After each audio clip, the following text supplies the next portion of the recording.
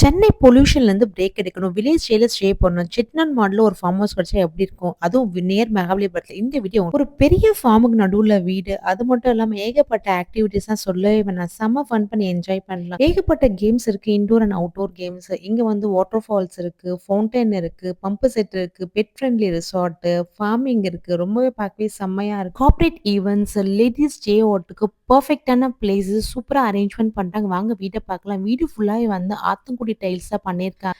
கேரளா டைப்ல வீடு. வீட சுத்தி வந்து கார்டன், ஃபார்ம் அதுவும் கலைநயத்தோட கட்டியிருக்காங்க. உள்ள நுழைஞ்சோனே ஒரு சூப்பரான ஹால்.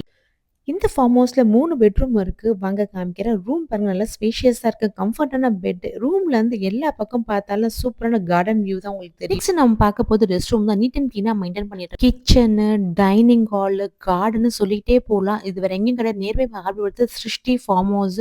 இந்த ஸ்டே எனக்கு பிடிச்சிருக்கு. நீங்க ட்ரை பண்ணி பாருங்க.